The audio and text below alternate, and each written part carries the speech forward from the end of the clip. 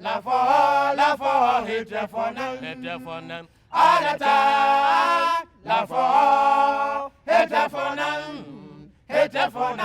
For Islam stand for peace. La for, hit for none. For Islam stand for peace. A'udhu billahi minash shaitanir rajim. Bismillahir rahmanir rahim. In the name of Allah, the most gracious, ever merciful, you are welcome to MTA International Africa.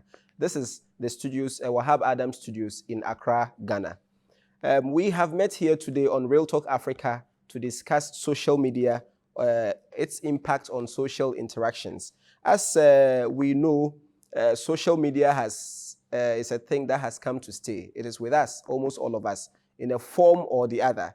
And with the people with me here in the studio to discuss this would make us understand and make us aware how deep this thing is with us here. And in fact, there are some fun facts I would like to share with all of us, that in 1997, there was a social media platform called 6 Degrees. How many of us have even heard of this? There was in 2002, there was Friendster. And then later in 2003, there was MySpace and LinkedIn, where people are so special there. It also started in 2003. Some social media has a lot of population.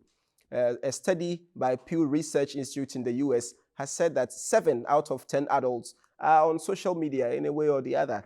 From Facebook, according to some other research institutes, they say that Facebook has about 2.8 billion users a month.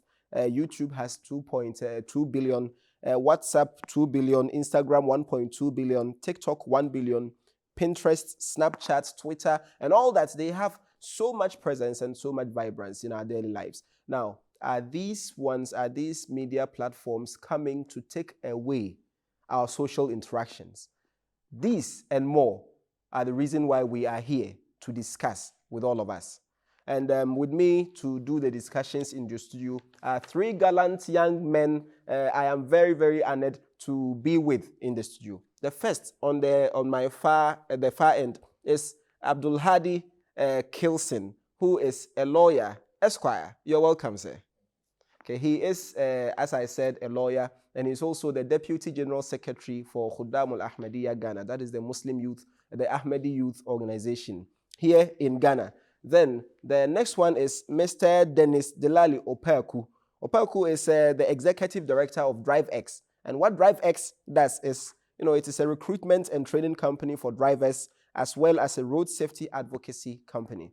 Mr. Opeku, you're welcome. Thank you very much. And then next to him is our honorable, very familiar face, the Maulvi Faraz Yasin Rabbani, who is also a missionary of the Ahmadiyya Muslim Mission, Ghana. Without further and much ado, I would go on to take the perspectives of my panelists on social media in general. Esquire, please, will you start for us? Thank you very much for the opportunity. Social media can be loosely defined as a platform that enables people to interact and also create and share content. Now, it has been with us for quite some time, and it has formed part of our lives. They are now aids to our lives. We do a lot of things through social media. We communicate through social media. I believe that almost everyone in this age has access to WhatsApp. A greater number of us actually use WhatsApp. Platforms like Facebook, Instagram, X, formerly Twitter, LinkedIn, as you mentioned, and all of these platforms help us to have access to information, to share them, and to also confirm facts. So essentially, our lives now are guided or facilitated by social media. As you were just mentioning, and you mentioned WhatsApp, and you mentioned getting information. Now we have this WhatsApp statuses that, in fact, mothers and some other fathers who've never been to a classroom can upload some status. And, they send voice messages across to their children abroad and all that, this communication. So it's very, very interesting, because sometimes we even forget that something like WhatsApp is also a social media platform. Video calls. When you mention children abroad, They get to see their faces. Yes, Not video just calls. pictures, but they can interact, and it gives a very great feeling. I see. Thank you very much. Before I go to my next guest, I would like to let us all know that we are blessed and we are honored to have some guests also in the studio to do the discussions with us. As it goes along, we shall invite them in for questions and also their take on some of these issues because, as said, it is a social media, and so socially, we are all participating in the program. Mr. Odi Opeku, please, what is your take too on this social media and the impact it's having in the world now? Okay, thank you very much for the opportunity. And social media has now come to stay. And whatever we do, we just need to adapt to it.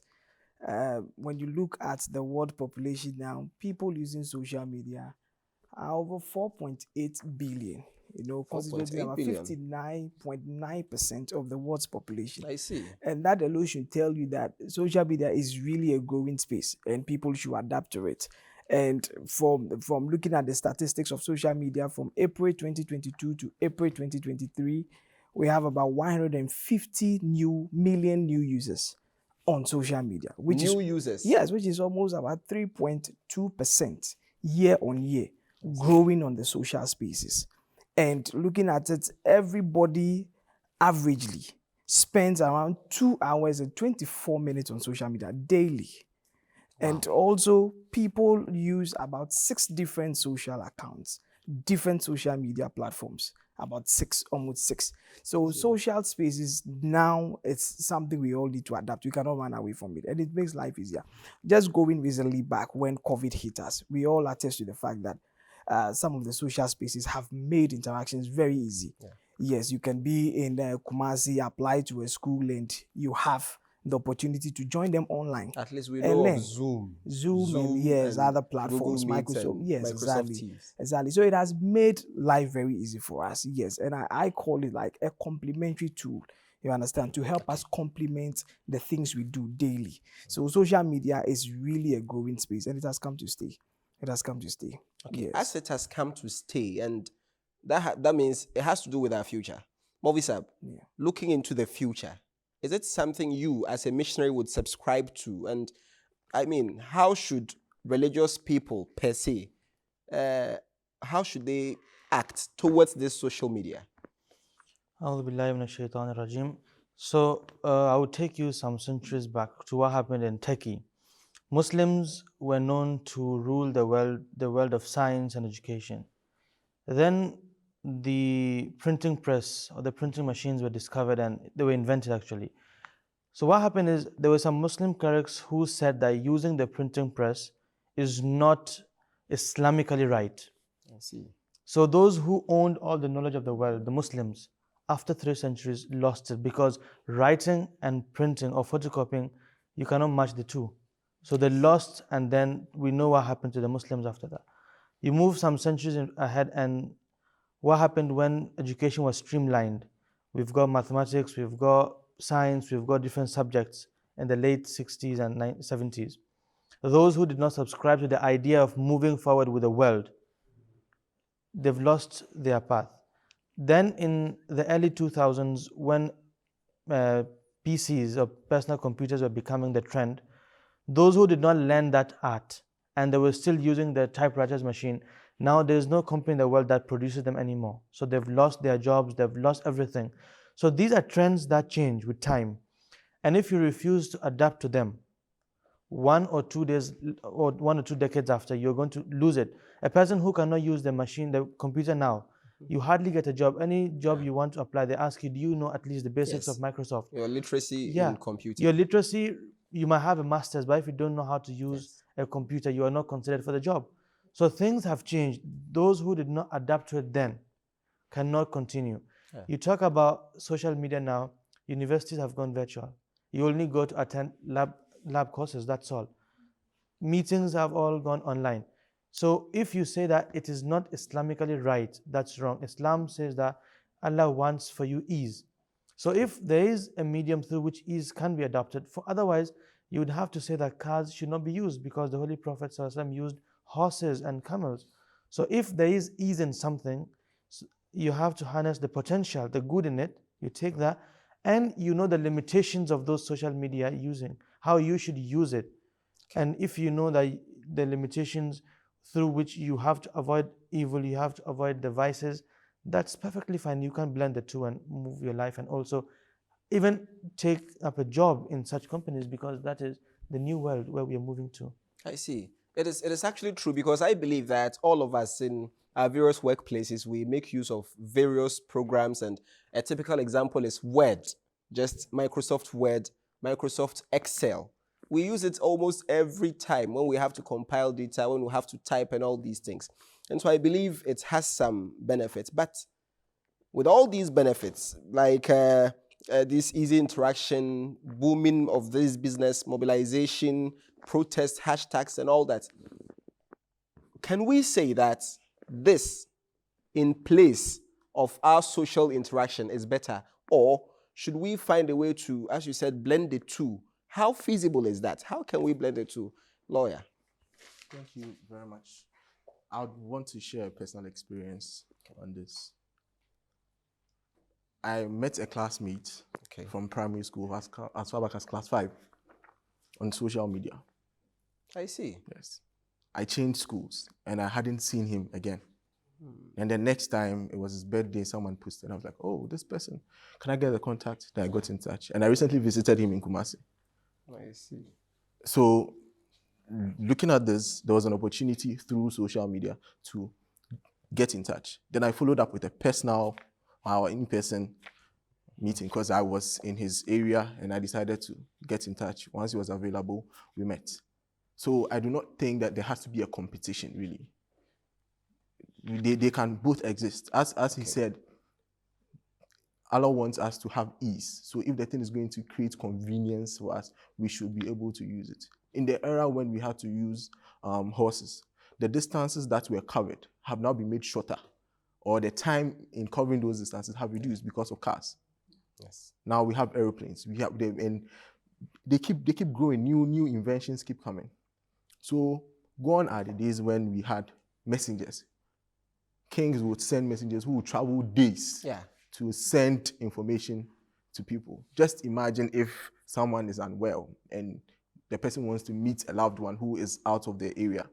They send someone who will commute for 3 days, deliver the message. By the time you get back, you'll spend the same 3 days to get back. If the person will be dead, then what was the point? But now, split seconds.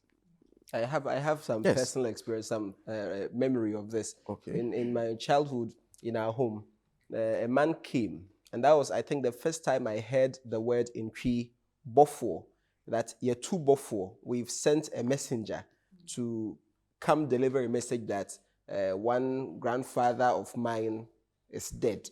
You know, so it took a number of days, but now you hear it within just some seconds. And I see. So this social media, do you think it has come to stay? Yes. So, and to add to what lawyer just said, you know, social media, it's not to replace our social interactions physically or face-to-face. It is a complementary tool to help us. Just about a few days ago, a friend told me he posted a video about his business on TikTok. And in terms of time spent, TikTok is one of the most used social media currently as we speak. So he said a lot of people viewed it, and you don't need people following you to view it. So far as you made it public, people could see it. And it was like somebody viewed the profile and the person reached out. It was like they started having a conversation. The person said it's starting from Indonesia, which is almost 7,000 to 8,000 miles from Ghana. You can imagine. So the person was like, okay, fine. For us to build trust, I want you to come to Ghana so we could have our physical interactions. So the social media helped to connect and to take the business further beyond the trust. They had to meet physically in Ghana. As 3 days today was telling me the man came because he also felt, looking at the kinds of things happening, people using social media for different and wrong stuff. So he also felt like it's this fraudulent and all those representations and all that. But the man came and they had a good business interaction. So social media can easily connect you to people far away that physical couldn't do. But beyond that, to build trust and other factors, you need to also meet the people. So I don't think it's more. There are people who believe in the technology optimists. There are people who are technology pessimists. They believe it's not supposed to be. There are people who believe it has come to replace, but it's balanced. You have to balance the two because it goes hand in hand to help you. Yes. I think you talking about balance brings to mind one saying of, forgive me, I am a Muslim, and you can see from my outlook. So the Holy Prophet Muhammad SAW said something. He said, "Khairul umur awsatuha," that the best of all matters is the one that is in the middle way, the moderacy. Moderacy is the best of all things. So I think from understanding the presentations you have presented, that is, we should not just take it out completely. Neither should it replace what we already have, but we should use this, and as and when it's important, then we employ it. But looking at the impact, the negative impact, where people also use this social media to bully, to do some sorts of things. Sometimes, in fact, even Ghana here, or let's say Africa, is not so vibrant, but abroad, you can go talk to someone and they will report you to the police. In such cases, how are you motivated to go physical while social media is there? That you can just send a friend request. If the person accepts, or even you don't even need to send a friend request. You can see what they do if the person hasn't used some security privacy features on the media. So how do you go beyond this and use it? I mean, how isn't it more safe on the social media than physical? There are two sides to this, because when you talk about security, you can also argue that once you go in physical, there could be an assault wherever you meet, like what they put on different websites, that especially where you have these procurement that don't meet the person in an isolated place. So it can go both ways. It's just about how you make use of the platform, be it a physical interaction or be it a social interaction. When we talk about your presence online, you have mentioned that there are so many negatives involved, but you cannot say it does not motivate you to use it, or you cannot use that as a reason not to use those platforms. Otherwise, there are so many other fields in this world that will go out of service. For example, the doctor. We've got people who sell body parts. They preserve them in cold chests and then they sell them. They are also doctors. And those who are saving lives are also doctors.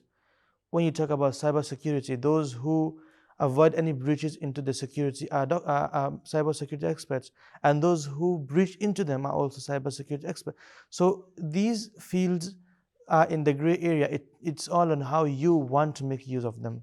So the motivation should lie that you want to make benefit of not only yourself, but of humanity at large. And that is the whole concept of our existence, that you don't only make good for yourself, you do so for the other people. So for example, you're talking about business adverts.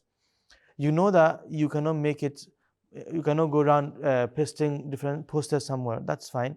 But you're giving a service at a cheaper rate that might even be beneficial to the humanity at large. What's wrong in using social media to propagate that cause?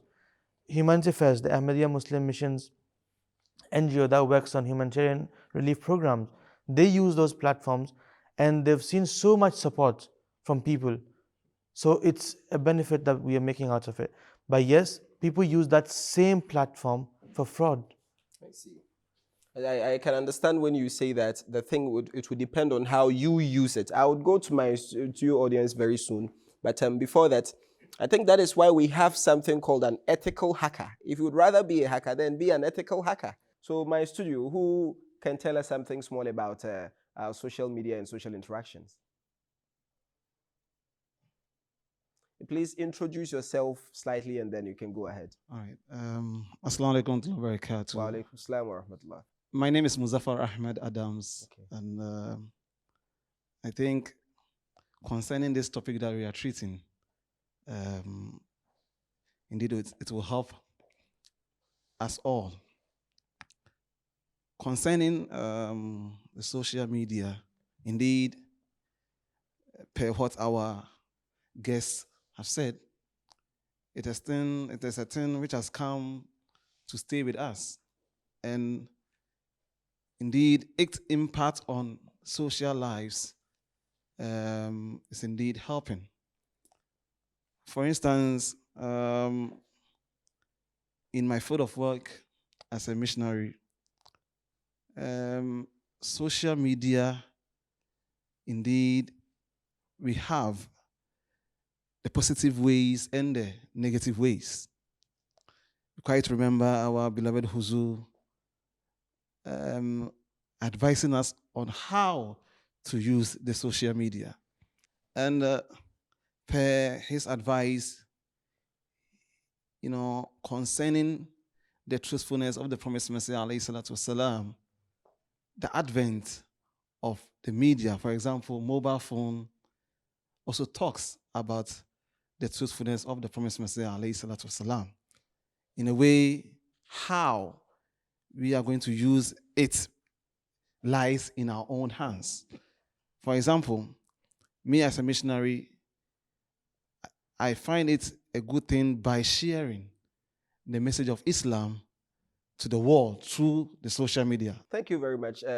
He is a missionary of the Ahmadiyya Muslim Mission, and he has said that it boils down to the usage. It in itself is not bad, but how you apply it, that is when you can whether talk about it being bad or not. But I'll take another view, and then, yes, sir, please, you can go ahead. Assalamu alaikum. My name is Mohammed Ba. Okay.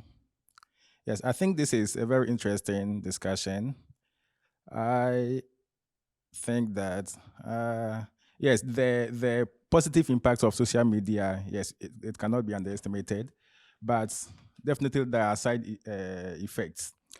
I remember when we were much younger, after school, all that we were thinking was probably what we locally call pilolo, which was an exercise, all right? So despite the fact that it has all these positive effects, there are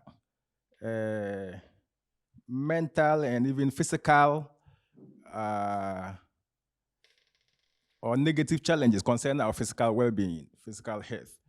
These days, you see children as young as 6 and 7 years being obese, all right?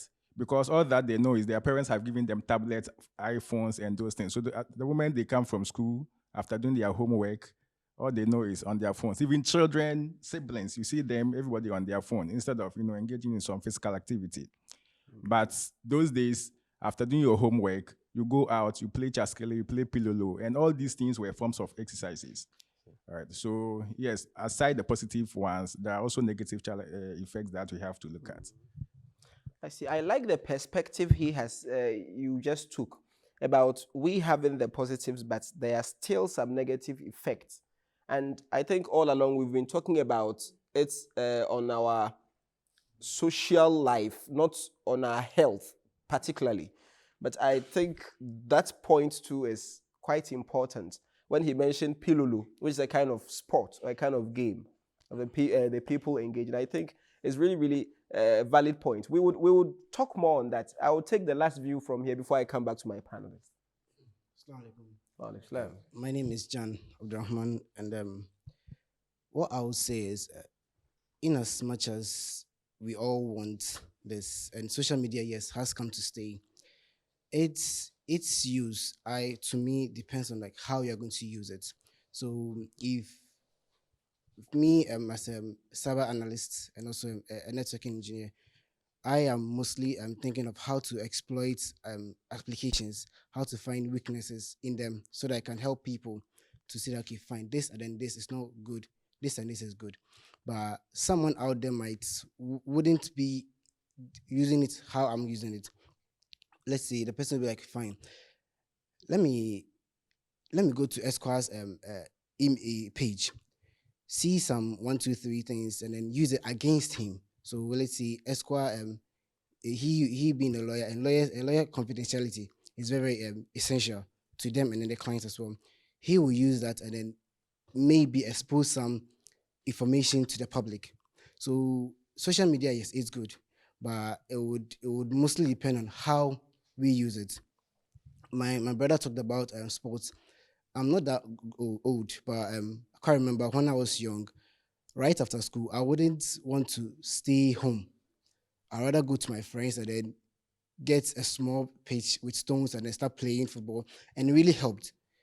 We wouldn't waste time with our phones and then causing a lot of health issues. We'd rather go out and then spend much time with our friends. But now it's more of, let's say, I have my phone, so why should I go out or something? No, it's mostly depends on how you use it, and so that's what I would say about social media. And yes, it has come to stay. So you have to find a way to better our lives with it and then not make it a burden onto us all. Assalamu alaikum. He says that we have to find a way to better our lives with it and for it not to be a burden on us. And it is actually a very good precursor to the next thing that I want us to talk about. That's the various schools of thoughts. What other people say about this social media. Let me just go through this briefly. I have about 5 of them. One school is the technological determinism. They suggest that social media has replaced physical interaction and reduced face-to-face communication. That's what they say. The second one, social constructivism. It says that it believes that social media can enhance physical interaction by providing new ways to connect with others. I think a typical example would be you seeing your friend over there, and sometimes you see on Twitter, if you know you completed this school, or maybe you know you were born on this date, that kind of thing, then you retweet or something. We have those minimalism too, the school of thoughts. They think that social media can be a distraction from real life experiences and relationships. And then we have this digital dualism. The supporters of this school of thought believe that social media can complement physical interaction but cannot replace it. And then the final one I have here is social media realism. They say that social media can enhance physical interaction by providing new opportunities for communication and connection. So I would ask a very simple question. Would you rather talk on social media or in person, Esquire? So I would want to use my field of work as a case study. Some 10 years ago, there were no virtual courts. Yes, the courts, well, it was an in-person Now we thing. have virtual courts. Yes. I see. So on vacations, once the superior courts are not sitting, they are not sitting. Unless there's a vacation judge who is there to hear small matters, but the cases may not continue. You have to take a date in the next legal year. So vacation begins in July and ends in September. Within that period, if you have any matter, you have to take a date from October. I see. Yes, but now we have virtual courts. And through COVID-19, when we could not go to court, initially we began with the reduction of the number of people who came to court. Then social distancing and all of that came, so we had to implement the virtual courts, where you can be in your house, your client will be in their house, and then there will be the judge, and all of you can have your case heard. I see. And now it exists. So on vacation, when the superior courts are not sitting, you don't have to go to court, but you can still have your case heard through the virtual courts. So I cannot choose between the two. I would advocate for both. And previously, the audience have shared their views, and the one thing that has been said is how you use it. This pen, as it is, as it was manufactured, was meant for writing, but it can be a weapon. So the law defines a weapon as something, that is manufactured for that purpose, and something that is adopted for use as a weapon. So this pen can also serve as a weapon. So at the end of the day, it is the user and what you are doing with it. Now, on in-person meetings, they help with communication because a greater part of our communication is nonverbal. Okay. When you are texting someone, you cannot fully understand the message as compared to when you are sitting with a person. The posture can give you an indication of what the person is trying to say. And even just the tone. Exactly. Yes. Unless I text in caps, and I know some people who text in caps and they tell you that they are not shouting. That is how they text. Yeah. But we, growing up, we learned that when the text is in caps, then there's a hash. The tone is harsh. And then I have a friend who is always harsh Yeah, because you he see. always texts Exactly. in caps. But once you are with the person, you know that was not intended. So there's a gap in appreciating what we are communicating through social media. So if we use both, we can find a way to make things easier. Essentially, it is for convenience.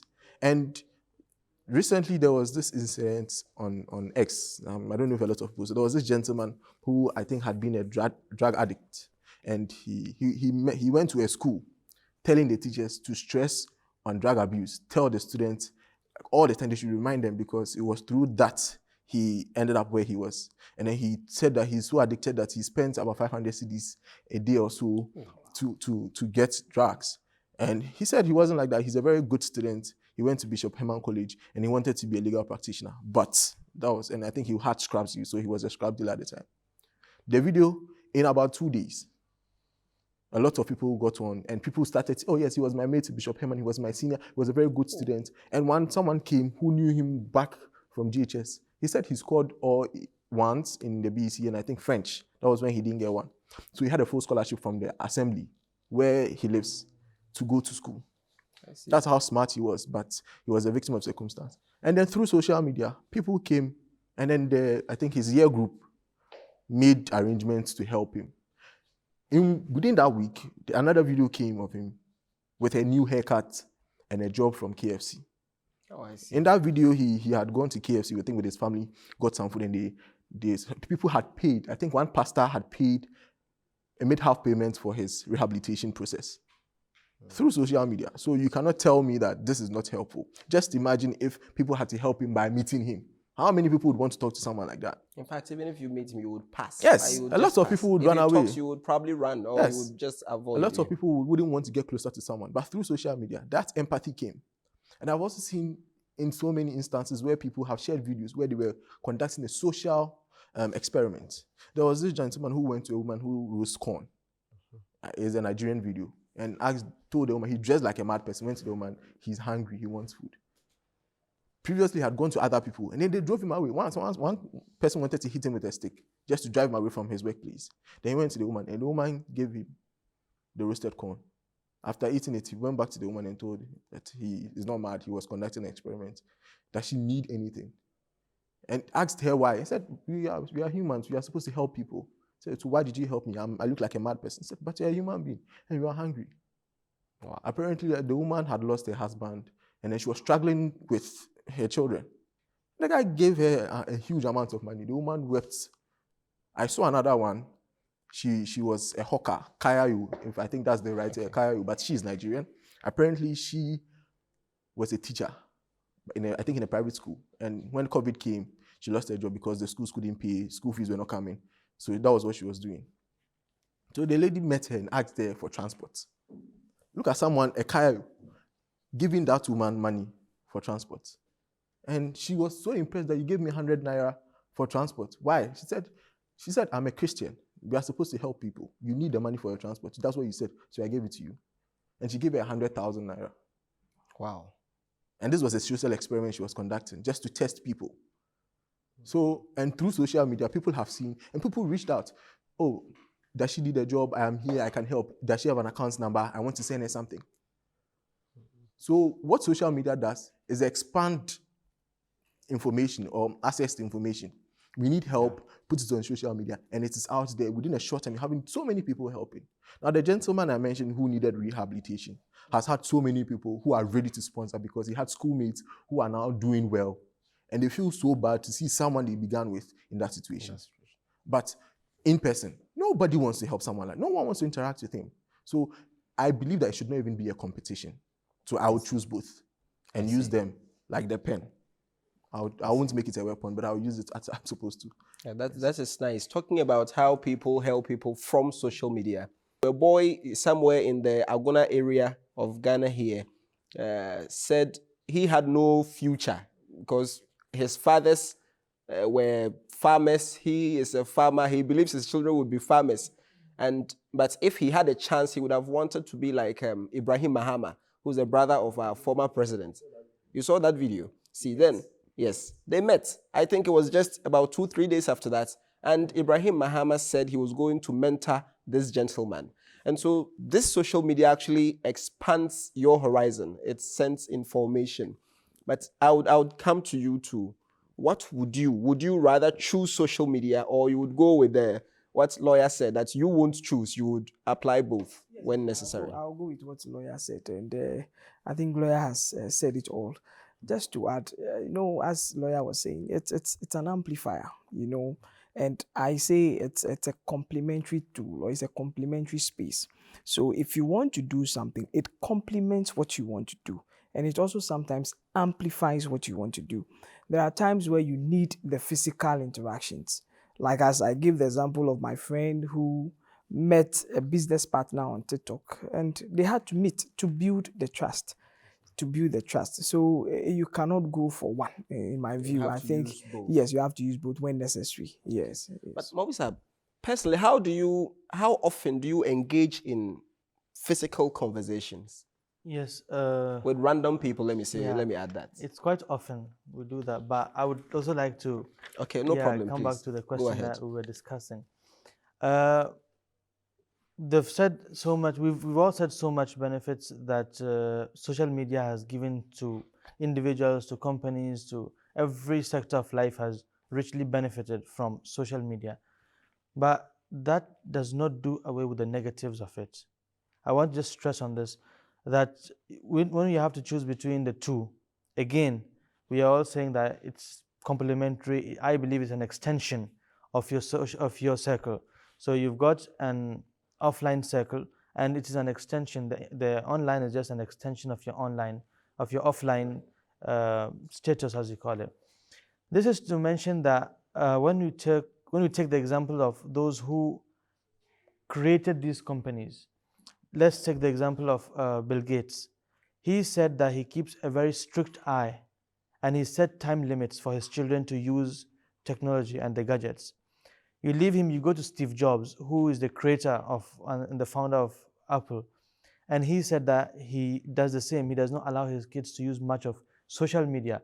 And the current CEO of Apple, that is Tim Cook, he is not having a child, but he said he's got a nephew, and he does not allow him, or does not wish that he uses any of the social media platforms. This is not to take away that these are a privileged group of people who've got different kinds of other information source to them. But it should ring some bells to us that if those who created it are abstaining from it, yes, I've mentioned that they are privileged in the sense that they don't use social media, they've got someone to teach them. I, on the other side, or a friend who does not have the hundreds and thousands of dollars to go to Harvard University, can use YouTube as equally good as you could go to Harvard and learn. For example, sometimes people quote that Bill Gates did not go to school and he made himself the CEO of Microsoft. He was privileged in the sense that his father was a lawyer who took all his lawsuits, and his mother was working in IBM. So you don't have that comparisons. I'm repeating this. So you cannot say that because that special category does not allow their kids to use social media, so I would not. That's not, we're not comparing the two. But it should ring some bells that those who've created it have told us with their nonverbal cues that there are some negatives which we should all be very careful about. And then coming back to choosing between the two of them, the in-house discussions and going online. There was this presidential debate between John F. Kennedy and Nixon in 1960. So that time televisions were not much common, but Nixon was kind of bound to win those elections. But when the result came, John F. Kennedy had won. So it was surprising. So the psychologists took up this case on how could Kennedy win over Nixon in that debate. So they realized that Nixon was using radio to converse, and John F. Kennedy was using a television and a camera, and he was speaking directly to the camera. So his nonverbal cues were more appealing. When the people could see him speaking, they could feel that kind of warmth coming out from John F. Kennedy, whilst in the case of Nixon, they could only hear him speaking. They could not see him. Let's transfer to the third stage, which is being in person. Psychologists have time and again recommended that if you've got to deliver a news which can affect the person, like the death of a very closed one, you should try as much as possible to get to the person and then deliver to the person. This reminds me of one research which is called the Blue Zone. That one scientist took it on himself that he studied, there are some areas in the world where some people live longer than others. There's a place in Greece where an indigenous community crosses 100 all the time. There is a place in Indonesia where people cross 100 all the time. So there are some 6-7 communities in the world where people cross 100, like everyone touches that mark. So they went round, it was a long years of research. So they went around all these communities and then came up with the similarities in all these communities. And one of them was family time. Family time. Yes. I So see. yeah, people are in the same room, but they can chat and talk. I see a good reel, I forward it to someone else. Instead of you giving out that information, and those people who lived longer, according to that research of Blue Zone Society, they've mentioned that spending time with friends and family has been one big source of increasing not only your age, but your lifestyle.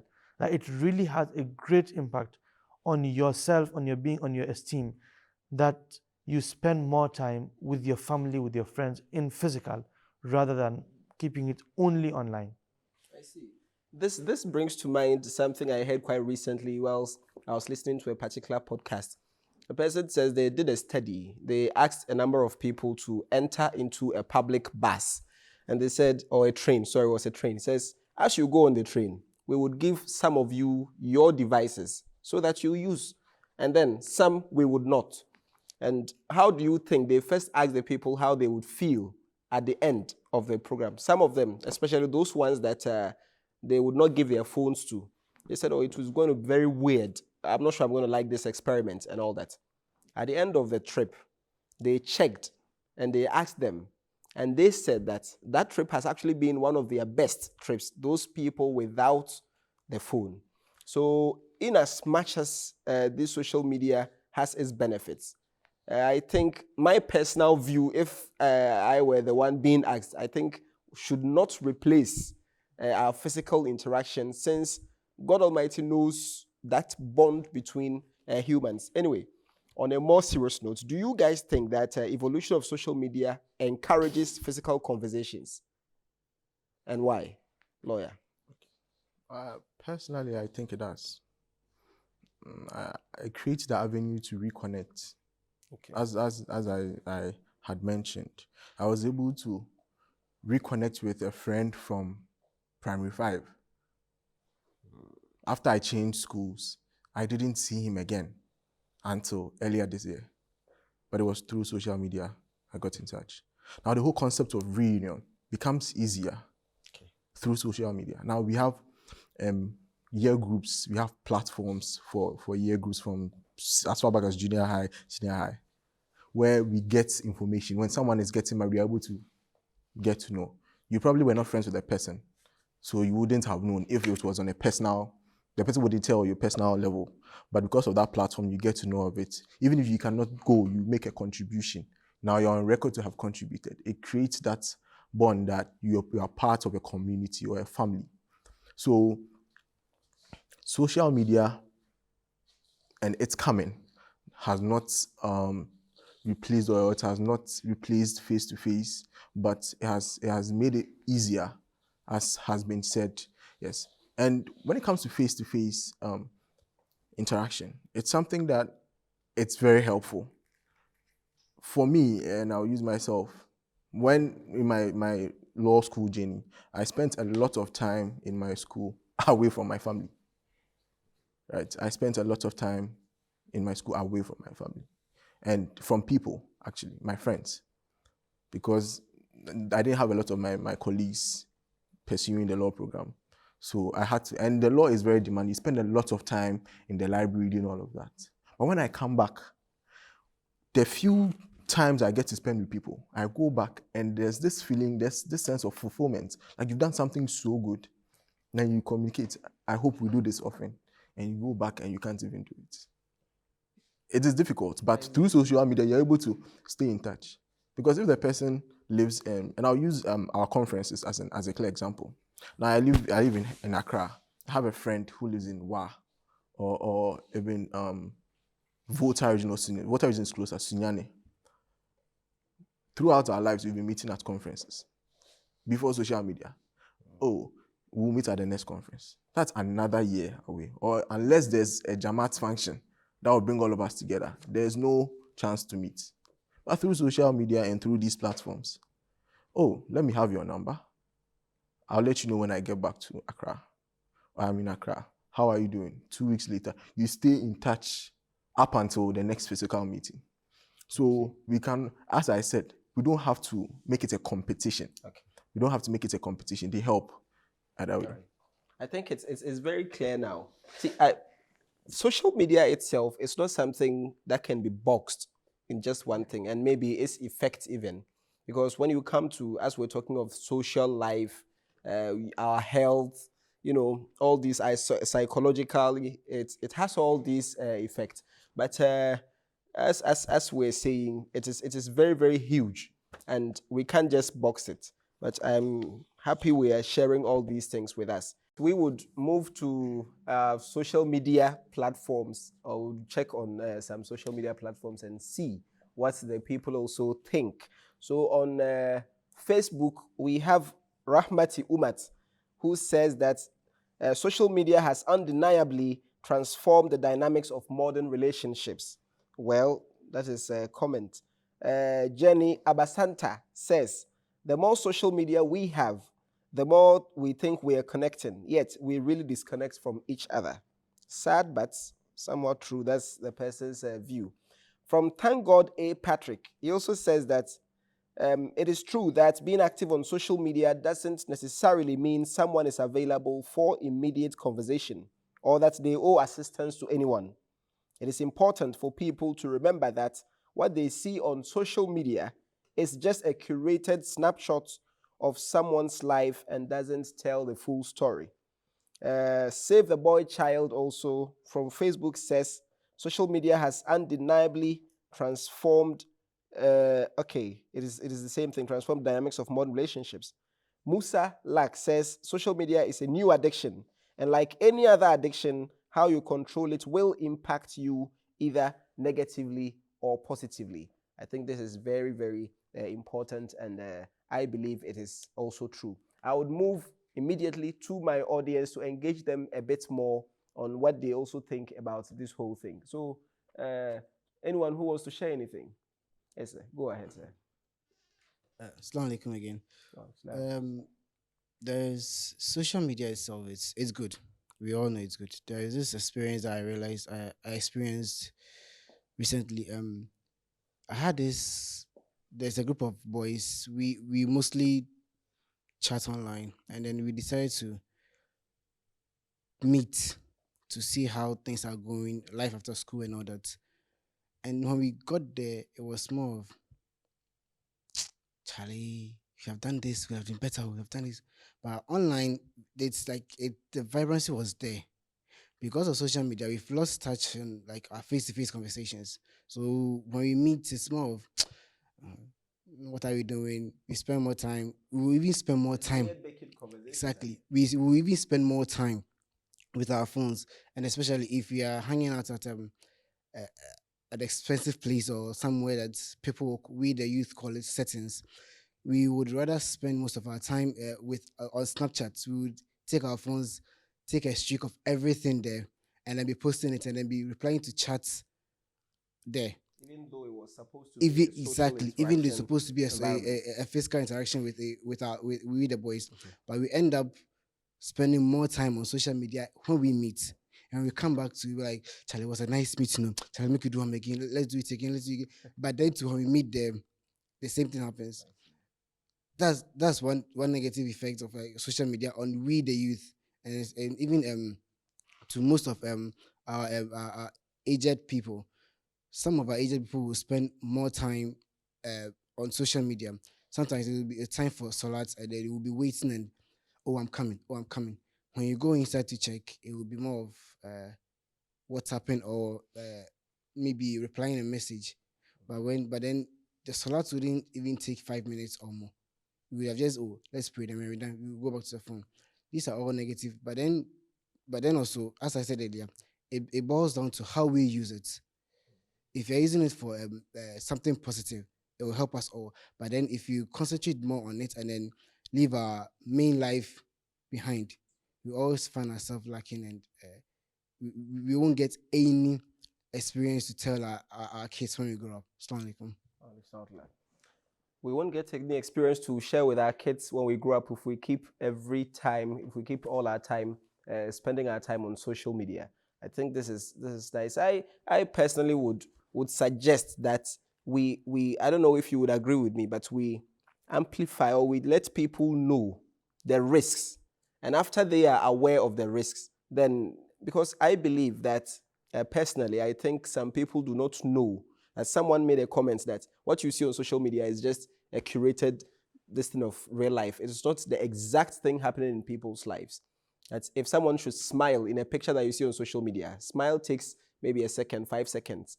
But 5 seconds in even a minute, there are 60 seconds. So if you think about it, then the person couldn't just have been smiling all along.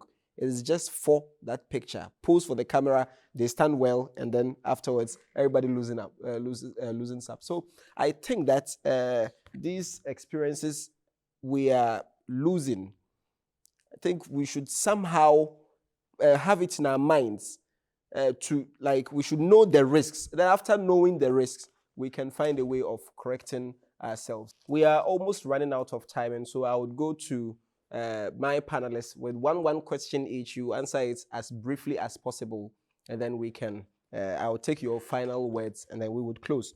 So, lawyer, what are some of the benefits of social conversations we're losing because of our over-attachment to social media? I think bonding, really. Bonding is something that we are losing, and we stand the risk of denying or depriving the next generation of that. Growing up, after school, you go and play football, especially on weekends. It's like we all look forward to the weekend because that is when within the week, maybe you have special classes, so you come home late, you don't get the opportunity. But for weekends, you look forward to meeting your friends. And there was this thing we used to do back then, exchanging storybooks. Okay. So you are in a hurry to finish so that you can go to your friend's house and get the one he has, because that is what you are interested in. But you have to finish what you are reading before you get that. So bonding is something we are missing out. And I think a lot of children were happy children back then. I don't know, but maybe the concept of happiness has changed. We need to recognize that, because when we were kids, it was more of doing things manually, learning the manual way. So we had so many books. We had even going to the library. Going to the library was a big deal back then. You took so much delight in going to see the books. But now we have virtual libraries. So in this era, you meet a child who is 4 years and can operate the phone and go to YouTube to go and watch a video.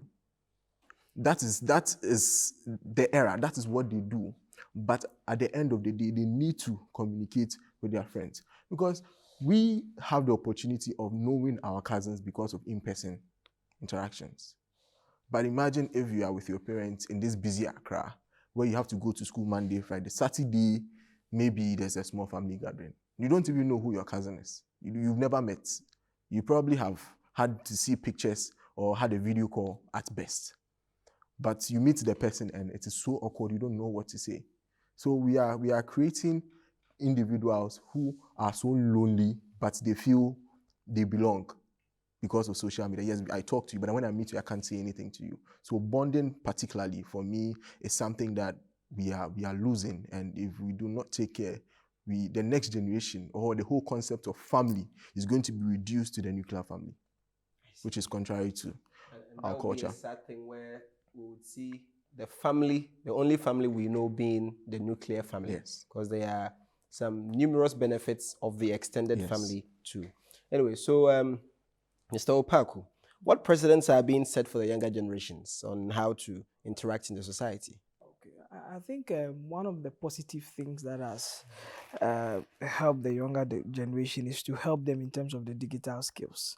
So most of them are now very and highly conversant with the social media and also the devices and how to use them and all that.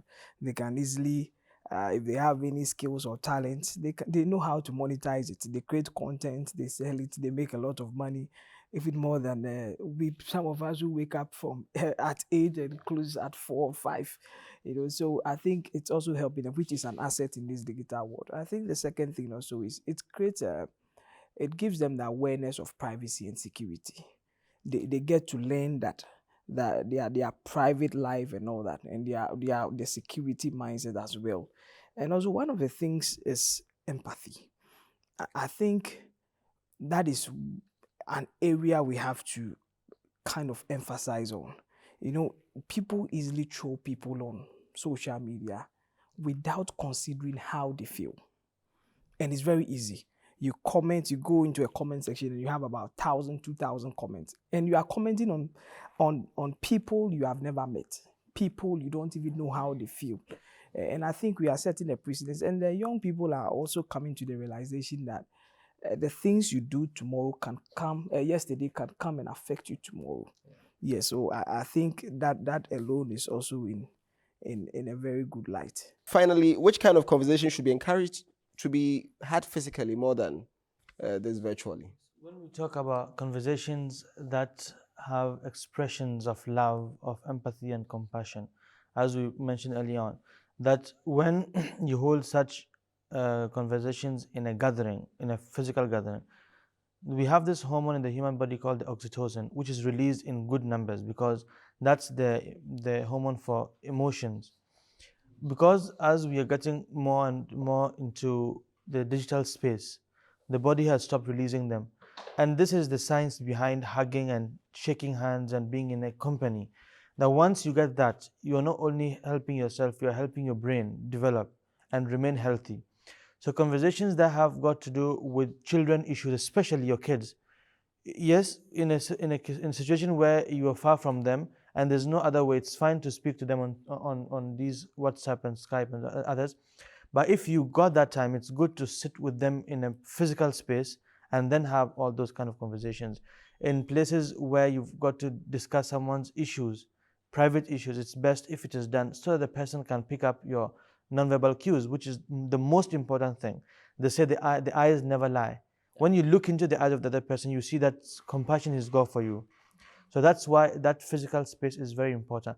Unfortunately, with time, it's getting lost. And what we spoke about, that instead of helping us, it's gone to the extent that we've got this issue we call the FOMO, fear of missing out.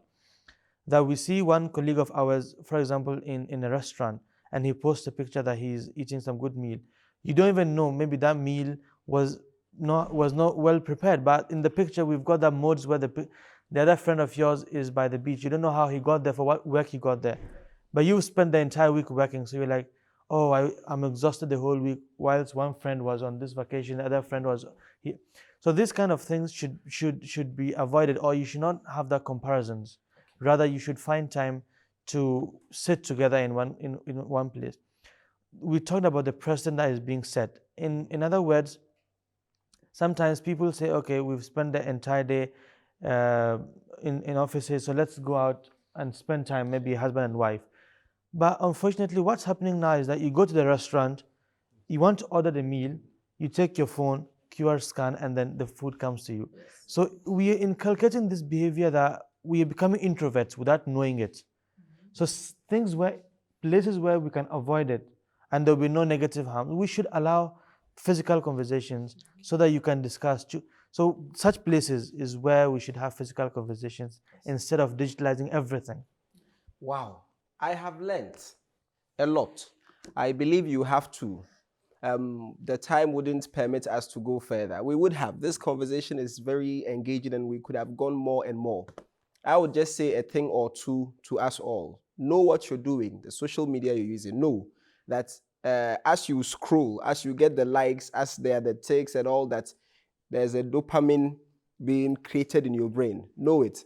And if you want to limit its usage, there was a man who said that do not use it on your phone. Rather move it to your laptop. That cuts the time you spend on it. And again, even if it is on your phone, remove it from your home screen. Leave it in the menu, like that's a number of items there. Leave it there. It also reduces the number of times you see it and then press, because even the notifications are in red, a lot of them. So you feel some sense of urgency to tap on it and see what's in there. Let us know what we do, because social media hasn't come to take away our social life, but rather to complement it. Stay with us. We shall bring you other interesting programs. Till we meet again, may the peace and blessings of God be with us all.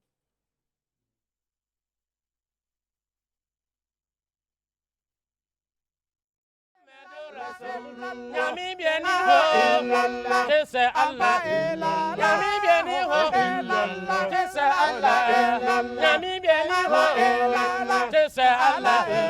Muhammad, Nyami smafo, La ilaha illa